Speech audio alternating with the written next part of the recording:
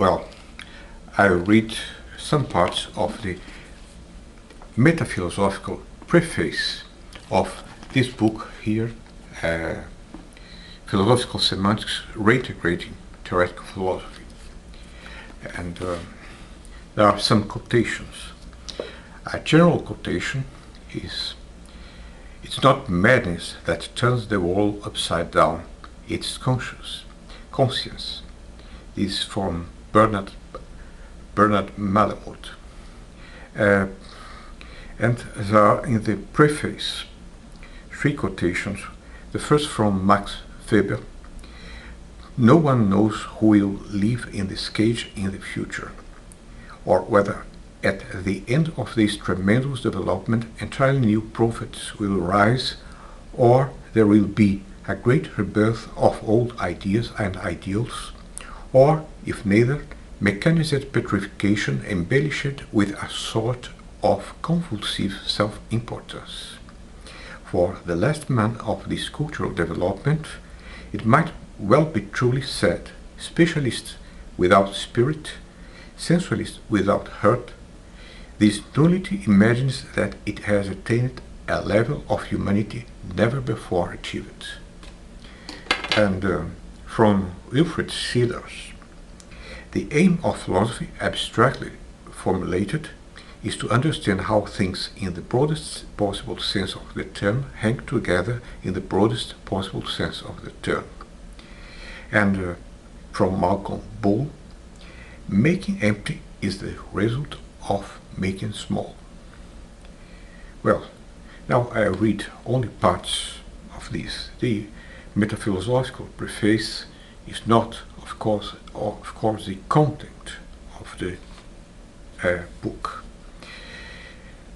The book is an attempt to reintegrate philosophy of language, including also philosophy of perception, some philosophy of mind, and a different ontology. I take the ontology of tropes and verificationism, theories of reference, resuscitate verificationism, and the correspondence theory of truth. But this is another thing. Now, the preface.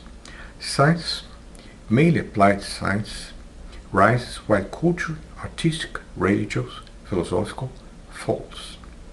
Whereas culture was once a source of values, today science and technology have made cultural values seem superfluous.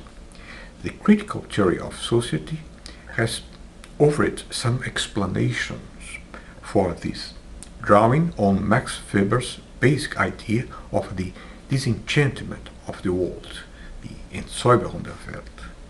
According to him, Western society has undergone a long and seemingly irreversible process of rationalization in which a scientific technological society, characterized by increasing bureaucratic rationality, gradually becomes alienated from the values, traditions, and sentiments of older forms of social thinking and acting, without having developed suitable resources to fill the void left behind. As a result, in a scientifically oriented society, instrumental reason tends to prevail over valuing reason, furthering science and technology at the expense of an adequate substitute for the traditional aesthetic, mystical, and humanistic cultural practices, with the available science remains unable to replace. Sociologists have used terms like anomia, alienation, and nihilism to designate the negative individual and social effects of this mismatch between science and humanistic thinking, complaining that our technological world demands forms of cultural alienation to feed itself. Mass culture is a poor attempt to fill the gap. Another is scientism. Given the pressure of modern social forms resulting from rapidly spreading disenchantment, we should not wonder that a kind of philosophy prevails that all too often, materially and institutionally, simulates the methods and aims of particular scientific fields. In fact, it often emulates the sciences in a manner suggesting the way much of continental philosophy has emulated rhetorical literary forms, that is, taking over the place of the most proper forms of philosophical argumentation, with the effect of losing much of its relation to truth. As a fact, scientific attempts to disenchant philosophy is incoherent, because science, in a wide sense, must be what John Zeman called consensualizable public knowledge, opposed in this way by the inevitably non-consensualizable philosophical activity, often turning itself into a mix of pseudoscience and bad philosophy. Hence, a scientific attempt to disenchant philosophy is, in fact, a thinly veiled attempt of reenchantment. However, it must be a deficient one, insofar as the epistemic place of philosophy in its central domains is by intrinsic necessity deeply ingrained in older forms of a pluralistic conjectural argumentative endeavor aiming at comprehensiveness, which cannot be reduced to a domain of a particular science without being severely mutilated. We can feel this tension in praxis by taking into account only the discussions of recent years, as science does.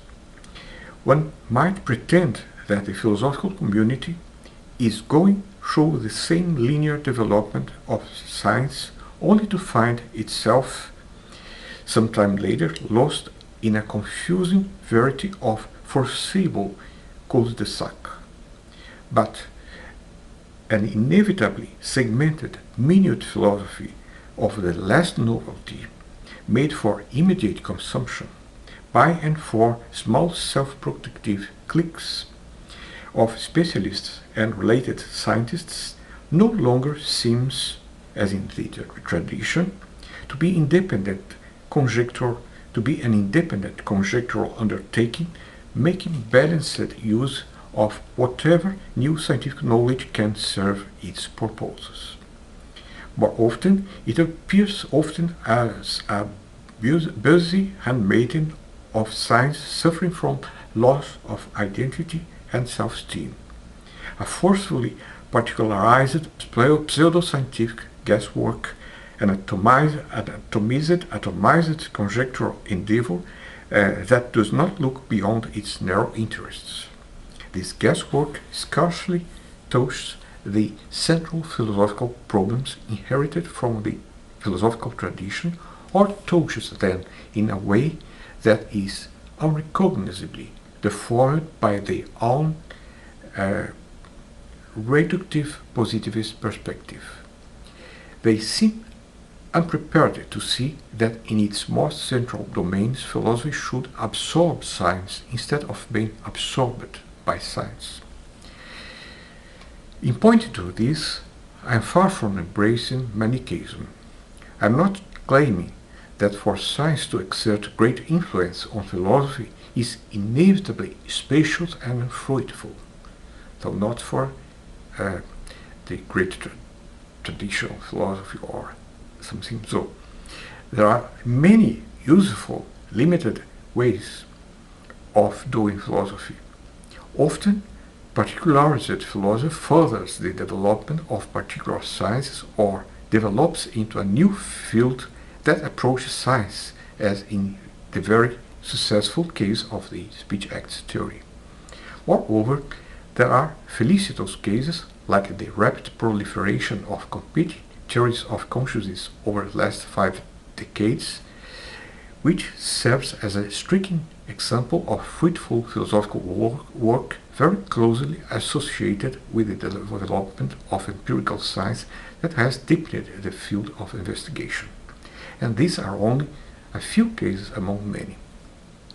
Nevertheless, it is important to remember that the same intellectual movement can easily become an ideologically motivated agenda if it tempts the theoretical philosopher to import new knowledge from particular sciences, formal or empirical, in ways that cause him to lose sight of the vast and plural scope of the philosophical landscape.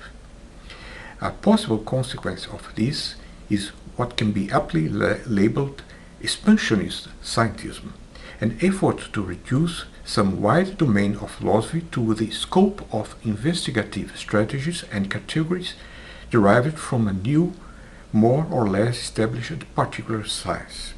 In order to achieve this aim, the particular formal or empirical scientific field must be expanded in order to answer questions belonging to some more central domain of philosophy, using a reductionist strategy that underestimates philosophy's encompassing and multifaceted character. In an earlier example of expansionist scientism was, in my view, Pythagoreanism, which unsuccessfully tried to find answers to the problems of life using the newly developed science of numbers, mathematics, that was rising then. Today's example would be modal logic, which has also generated a fair amount of expansionist scientism. The price one must pay for this may be that persistent, distinctive philosophical difficulties which cannot be accommodated within the new particularizing model must be minimized, if not gently swept under the carpet. A chief inconsistency of scientism arises from the fact that while sciences are in various ways all particular, philosophy is most properly holistic. As Wittgenstein once wrote, the difficulty of philosophy is that its problems are so interconnected that it is impossible to solve any one philosophical problem without first having solved all the others. Insofar as this claim is true, it means that a persistent difficulty of central philosophical problems is that we need a proper grasp of the whole to be able to evaluate and answer them properly. Indeed, this is what can make philosophical understanding so unbearably complex and multifarious. And the lack of this kind of comprehensiveness is what can make fragmented contemporary analytic philosophy often appear like a headless turkey running around aimlessly. Nonetheless, taking account of parts as belonging to a whole, trying to see things sub specie totius, is what the great systems of classical philosophy, such as those of Aristotle, Kant and Hegel, strove to achieve, even if paying a price that we are now better able to appreciate, as unavoidably high in terms of misleading and operatic speculation. Nonetheless, it would be too easy and hasty to conclude that true comprehensiveness is no longer a fundamental desideratum of philosophy.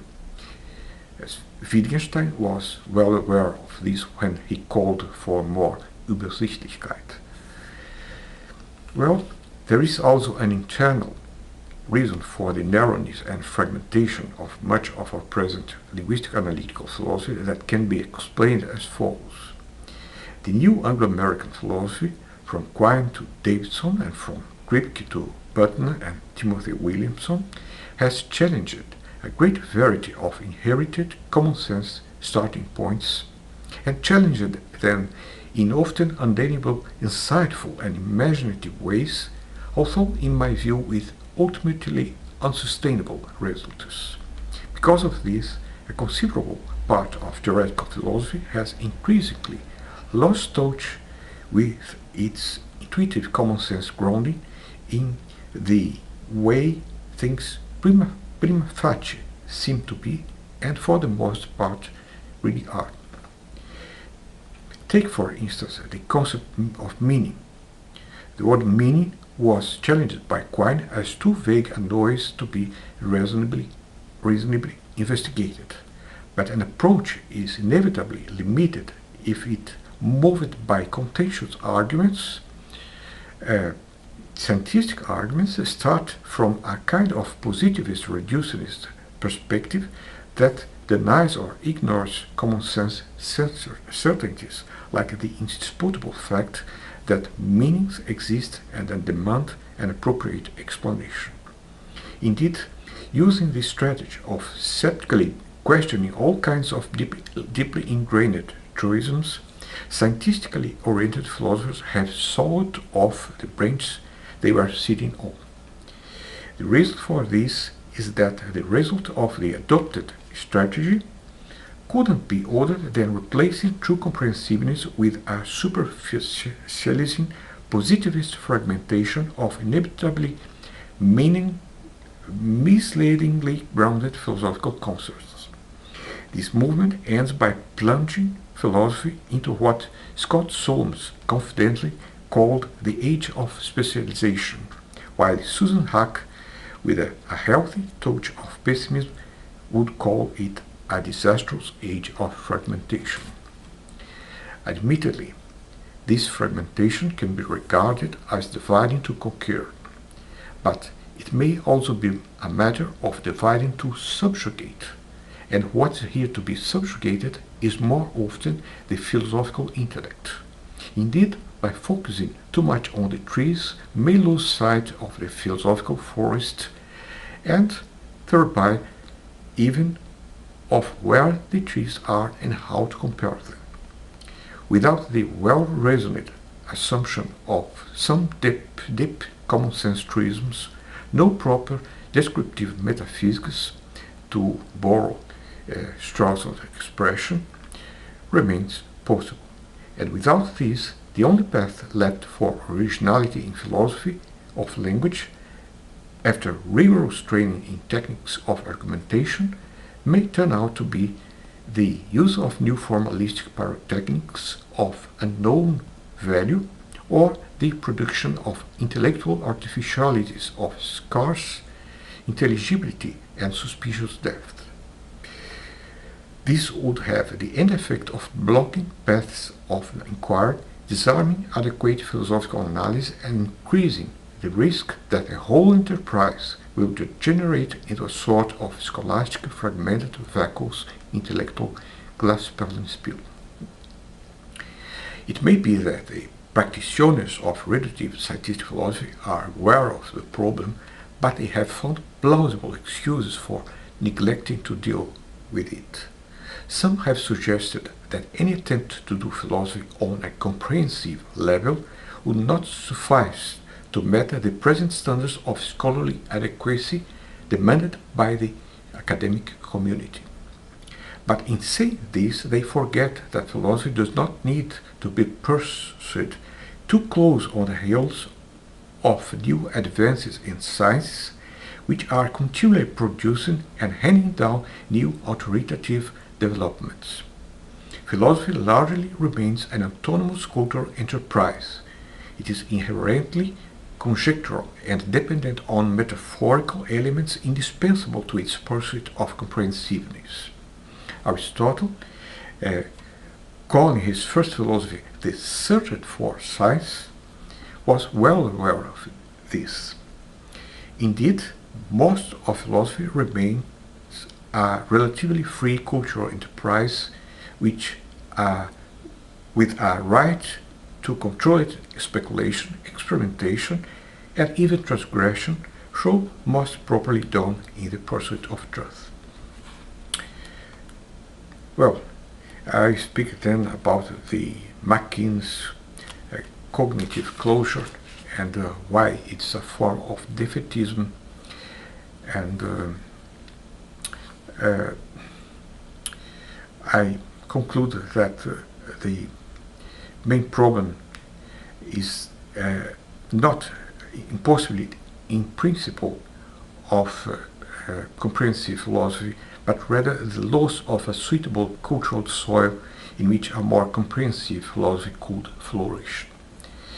Well, in this book I begin by arguing that more fruitful soil can be found if we start with a better reasoned and more affirmative appreciation of common sense truisms, combined with a more pluralistic approach, always prepared to incorporate the relevant formal and empirical results of science.